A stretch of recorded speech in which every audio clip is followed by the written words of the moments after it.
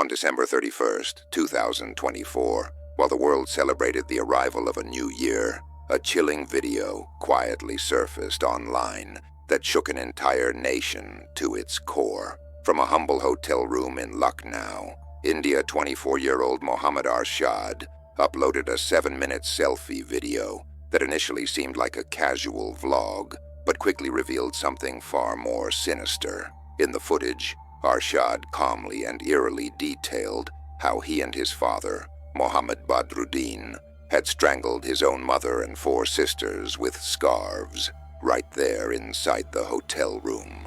One of the most haunting moments captured was his father tightening a scarf around the neck of their youngest sister, only 9 years old, while Arshad filmed without emotion, narrating the horrific act with unsettling detachment. Shockingly, Arshad didn't flee afterward. Instead, he posted the video himself, igniting a wave of horror and outrage across social media and law enforcement alike. The very next day, police launched a massive manhunt, but Arshad walked into a police station in blood-stained clothes and surrendered. What drove this young man to commit such an unimaginable act? To answer this, we must look back at his troubled past.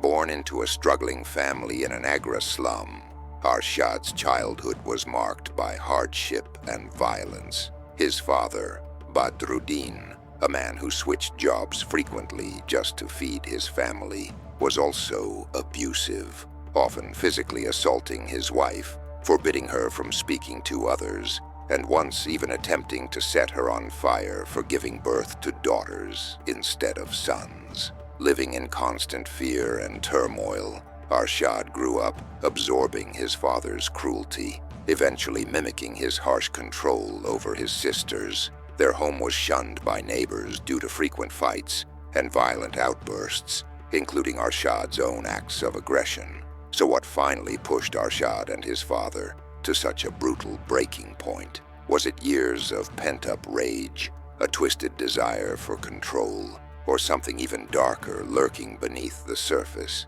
This story peels back the layers of one of the most haunting family murders in recent Indian history, revealing the grim reality behind the Arshad family tragedy. Viewer discretion is advised as we unravel the harrowing truth behind these devastating crimes. Mohammad Arshad and his father Badruddin were far from ordinary, yet their fractured relationship was more complicated than most could imagine. In early 2024, Badruddin stunned everyone close to the family by drafting a will that left all his property equally to his 4 daughters, explicitly excluding Arshad from any inheritance. When Arshad discovered this betrayal, something inside him snapped. Consumed by anger and desperation, he violently attacked his own father. But that outburst was just the beginning of a terrifying downward spiral. Neighbors were horrified when Arshad dragged his father to the rooftop, hanging him upside down from the railing while threatening him, an incident only stopped by the quick intervention of onlookers. Despite such chaos, the family clung to hope that marriage might temper Arshad's wild nature, arranging his wedding to a woman named Chandni in 2019. Yet within 2 months, Chandni escaped his abusive grip, returning to her parents and divorcing him. With her gone, Arshad's control grew harsher, turning their home into a prison where fear silenced all voices. Debts piled up, and creditors frequently menaced the family, adding pressure to an already tense household. On December 18th, 2024, a heated confrontation between Arshad, his father, and a creditor ignited a chain of events no one could have predicted. That very night, the entire family fled their Agra home. In such a rush, they left clothes drying outside behind. But were they running from debt collectors? Surprisingly, no. They set off on what seemed like a family trip to Ajmer, then Jaipur. There, Arshad's sinister plan revealed itself.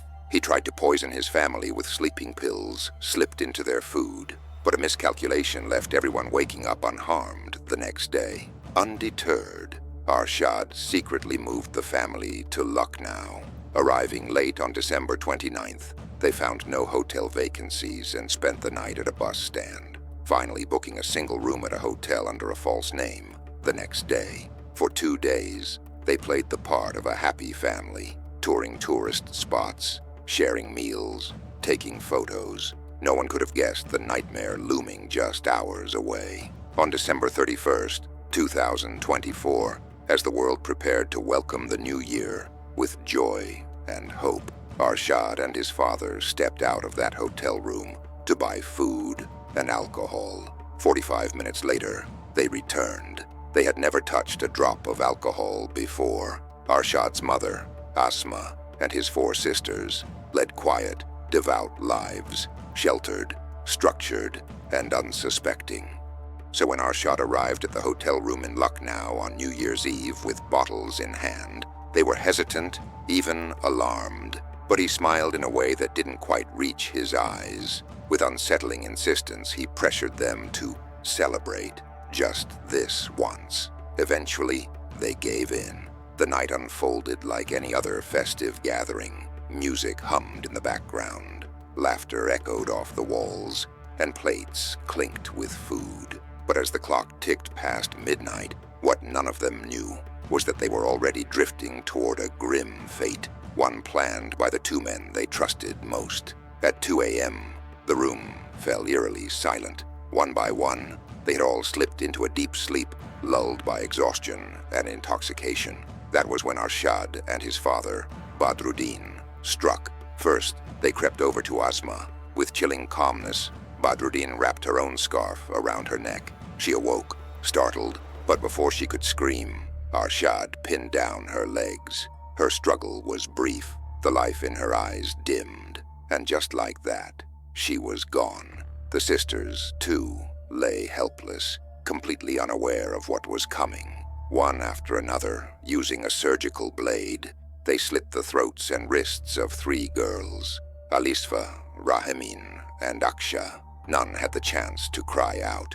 None even opened their eyes. But then came the youngest, 9-year-old Aliyah. She stirred, she saw, and in a heartbreaking moment of innocence and terror, she tried to fight back. She grabbed at the blade, but Arshad overpowered her. His final strike silenced her forever. After the massacre, Arshad did something that still sends shivers down investigators' spines. He turned on his phone camera and recorded a video, part confession, part proof, part performance. Then, with terrifying composure, he uploaded it, powered off his phone, and vanished into the night. He and his father split up, disappearing into different directions, but it didn't take long for the horror to surface. The video reached the Lucknow police within hours, sparking a statewide manhunt. Shockingly, on January 1st, just a day later, Arshad casually walked into a police station, blood still staining his clothes. "My name is Mohammad Arshad," he said calmly. "I've killed my mother and 4 sisters." Officers froze. Then came the arrest, the interrogation, and the haunting questions. Where was his father? And more importantly, why? Under pressure, Arshad's story twisted and turned. He claimed that he and Badruddin had planned a double suicide after the killings. He said he dropped his father at the railway station that night. But Badruddin had vanished. Days passed. The police offered a $25 reward for leads. Then 26 days later, on January 27th, they found him, wearing a monkey cap, sipping tea at a roadside stall. It was him, Mohammad Badruddin, hiding in plain sight. But the motive remained as murky as ever. Arshad at first claimed they acted out of fear, that their neighbors in Agra had threatened to kidnap and traffic his sisters. He even said he wanted to convert his religion to protect them. Yet none of it held up. Eventually, Badruddin told his version of the truth. He admitted that years of humiliation at the hands of neighbors had left him bitter and vengeful. The murders, he claimed, were staged to make it look like the neighbors were responsible. But one question still loomed large. If they wanted to frame someone in Agra, why kill in Lucknow, 350 kilometers away? That inconsistency turned eyes toward Badruddin's mental state. Some now believe he suffers from severe psychological disturbance, and perhaps Arshad inherited that same darkness. The court case is still ongoing. There's no verdict yet, but this tragedy doesn't just leave behind blood and headlines. It leaves behind questions about trauma, about influence, about what happens when the roots of a family rot from within.